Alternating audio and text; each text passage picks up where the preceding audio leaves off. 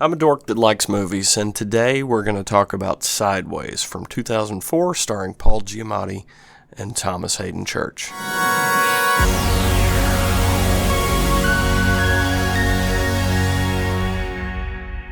Sideways is one of those movies that the algorithm reminds me of every now and then, and I'm like, yeah, that was great, but it's not one that I've seen a lot. It's been quite a while since I watched it.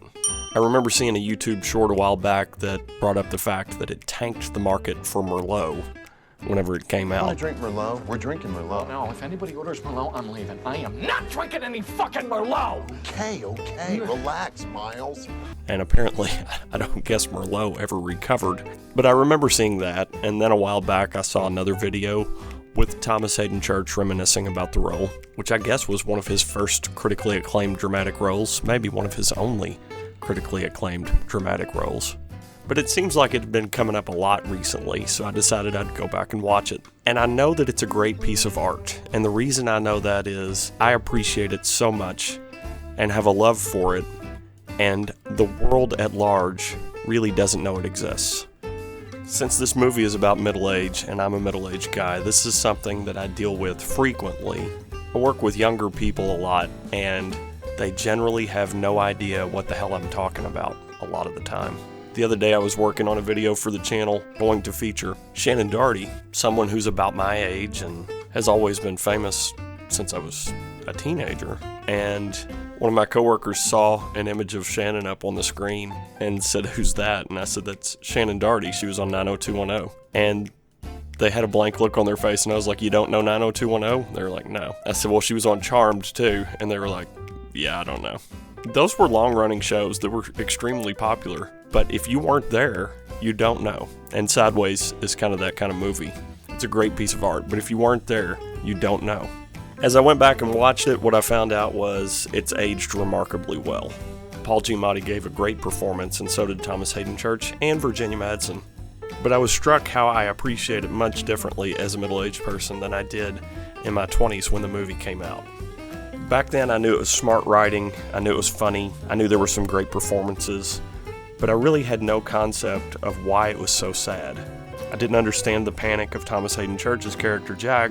I didn't understand the desperation of Miles. None of those middle-aged realities were real for me yet, but they're very real now. When you're young, you've got a lot of decisions to make and a lot of possibilities in front of you, but those possibilities narrow with each year that passes by. Even though this is a great ensemble cast in this movie, it's mainly about Miles. The first place I remember seeing Paul Giamatti back in the 90s was in My Best Friend's Wedding. He had a very small part, but I will never forget the line. And you could tell in that scene that this guy had legs. He was going to be famous. My grandmother always said, "This too shall pass." Thanks, Richard.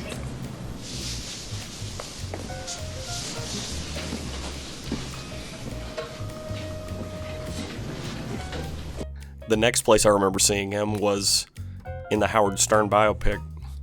And he was one of the greatest elements of that movie. Not that that's that memorable a movie. You're not gonna get bashful on me now, are you, Howard? Okay, you ready? The way it's said properly is WNBC. But let's face it, Pig Vomit was the best part of the movie. But let's not start with him. Let's start with Thomas Hayden Church's Jack. Jack's the simpler of the two characters. He's struggling with a middle-age problem, but it's not as complex as what the Miles character is. Jack's panic is realizing that he's out of time. He's not a famous actor. He's never gonna be a famous actor. Women don't swoon over him like they used to. He's just out of time on his lifestyle. He's faced with the choice of getting married and taking a safer option, or staying out in the wild and probably dying alone. He's very immature. He's reckless. He's the opposite of Miles in a lot of ways. With Miles, the movie is more about desperation. Miles is smart. He likes literature, he understands and appreciates it, much like wine, but that understanding and appreciation don't necessarily make him an author, which he desperately wants to be. Analyzing and mimicking Hemingway doesn't make you Hemingway. And even if you are a good writer, it doesn't guarantee success. I've heard it said that our choices are half chance. Miles knows this, and he knows he's running out of chances. Just like his appreciation for literature doesn't make him a great author, his love for wine doesn't necessarily make him a great connoisseur. He's more of a drunk than anything else. I've read that intelligence and depression go hand in hand, and also that intellectual people are more likely to have substance abuse problems, and I think that's the case with Miles. It's a sad reality that intelligence does not guarantee success, and while Miles does seem to be a very smart guy, he's not a successful guy. He's grappling with the reality that he is, in fact, an 8th grade literature teacher, and that's probably all he's ever going to be. It's very appropriate that they made Jack's character an actor, because it's a risky profession. People that don't like risk don't go into the arts like Jack did. And it's a great juxtaposition with Miles, because Miles, who actually is into art, he's into writing, he's into literature, but he's never taken the chances to pursue that really, other than writing one rambling book that apparently nobody wants to buy. Jack's taken all kinds of chances, and at least can look back at his acting career and say, well, I had that once. Miles can't even look back and say he had anything ever, because he's never really taken the chances. The female characters are kind of one-dimensional, especially Sandra Oh, but Virginia Madsen is the deeper of the two female characters, which makes sense because she's put there for Miles. Like Miles, she's smart, probably smarter than Miles. Like Miles, she has an appreciation for the finer things in life. She's read books and seems to understand them. But where Miles is desperately trying to figure out his life, the character of Maya is more accepting. She's laid back in a way that Miles is not. While Miles is white-knuckling middle age, Maya seems to be enjoying the sunset.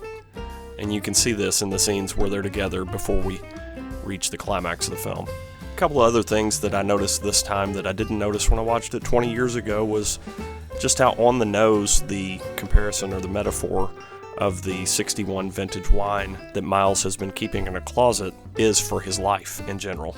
Maya points out that it's peaking now, or may have already peaked, and I don't think I noticed before that that was directly related to Miles. He was either peaking now or had already peaked. That's what middle age means. The other thing I didn't notice back then was how hopeful the ending of the movie is. I haven't spoiled it yet, so I won't now, but it does end on hope, which is always nice. I said it before, Sideways is a great piece of art. It has no political axe to grind. There's no messaging. It's just an in-depth exploration of middle-aged choices. It's also a beautifully shot film that captures a moment in time when wine was all the rage. It's the beautiful California countryside, it's easy to watch, it's got laughs, and it'll make you think. So it's definitely worth going back to watch if you're a dork that likes movies. If you thought this critique was worthwhile, please give me a like, subscribe, or a comment, and I'll see you next time.